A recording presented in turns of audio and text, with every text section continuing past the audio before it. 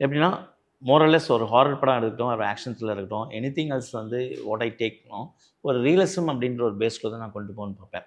அதுதான் நீங்க ஈரம் பார்த்தீங்கன்னா வந்து ஒரு ரெகுலரான ஒரு கிரிட்டிக்ஸாவும் சரி, ஒரு கமர்ஷியலாவும் போகும்போது, அது எல்லாருமே வந்து பாயிண்ட் அவுட் பண்ணி சொன்னது என்னன்னா, ஒரு கோஸ்ட்ட வந்து நீங்க அப்படியே காமிக்காம, ஒரு ரொம்ப க்ரீச்சியா ஒரு மாரி வந்து ஈரியா காமிக்காம வந்து ஆஸ் இட் இஸ் வந்து ரியலிஸ்டிக்கா காமிச்சிருக்கீங்க ஒரு பாயிண்ட்ல. Through water form as well as வந்து வித்தவுட் எனி ஃபார்ம் அப்படின்றது. அதுதான் சத்தம் அப்படின்ற ஒரு படத்துலயும் வந்து நான் அப்ளை பண்ணியிருக்கேன்.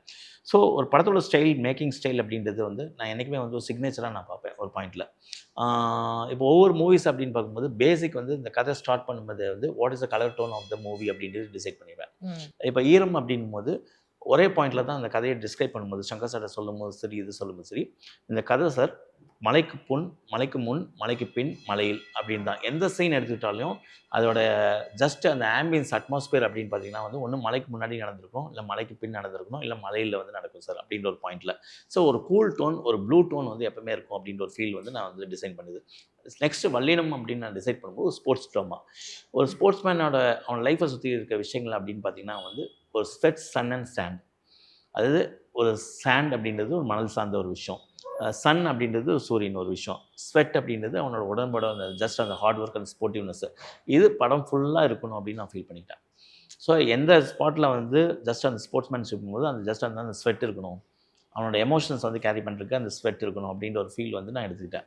அப்புறம் அந்த சன் அப்படின்ற ஒரு பாயிண்ட் வந்து எப்பவுமே வந்து அந்த பிரசன்ஸ் வந்து அந்த ஹார்ஷ்னஸ் வந்து இருக்கணும் அப்படின்னு டிசைட் பண்ணிட்டேன். நெக்ஸ்ட் அப்படின்னு குற்றம் 23 அப்படின்னு போகும்போது, அது வந்து ஒயிட் காலர் கிரைம். ஸோ படம் டோன் ஃபுல்லாவே வந்து ஒயிட்ல இருக்கணும் அப்படின்றது டிசைட் பண்ணிட்டேன். அது எய்தர் ஸ்டார்ட்டிங் ஃப்ரம் வாலா இருக்கட்டும், ட்ரெஸ்ஸஸா இருக்கட்டும், காஸ்டியூம்ஸா இருக்கட்டும், ஈச் அண்ட் எவ்ரிதிங் வந்து ஒயிட் அப்படின்றது with light touch of green அப்படின்ற ஒரு பாயிண்ட்ல. ஸோ இப்படி தான் ஒவ்வொரு படங்கள் அப்படின்ற ஒரு பாயிண்ட்ல வந்து நான் மூட் பண்ணிக்கிறேன். ஸோ இது எல்லாமே ஸ்டார்ட்டிங் வந்து ஒரு டெக்னிக்கல் ஆஸ்பெக்ட்ஸ் அப்படின்றது ஸ்கிரிப்டோட என்ஹான்ஸ்மென்ட் அப்படின்ற ஒரு பாயிண்ட்ல. ஸ்கிரிப்டுக்கு என்னென்ன விஷயங்கள்ல வந்து ஆட் ஆன் எலிமெண்ட்ஸா ஆட் ஆகுது அப்படின்றத நான் வந்து டெக்னிக்கல் குவாலிட்டீஸ நான் வந்து பார்க்குறேன். அப்படிதான் பார்க்குறேன். ஸோ அப்படிதான் ஒரு ஹோல் மூவியா பார்க்குறேன். So the end of the day அப்படின்னு பார்க்கும்போது, இது எல்லாமே வந்து ஆடியன்ஸ் வந்து பாயிண்ட் அவுட் பண்ணி சொல்லும்போது, ஒரு சின்ன ஒரு அப்ரிசியேஷன் நம்மளுக்கு. யாஹ்! ஆனா ஒரு படத்தோட சக்சஸ் அப்படின்னு பார்க்கும்போது, எண்ட் ஆஃப் த டே வந்து அந்த படத்த வந்து ஒரு சோல் தான் ஒரு பாயிண்ட்ல.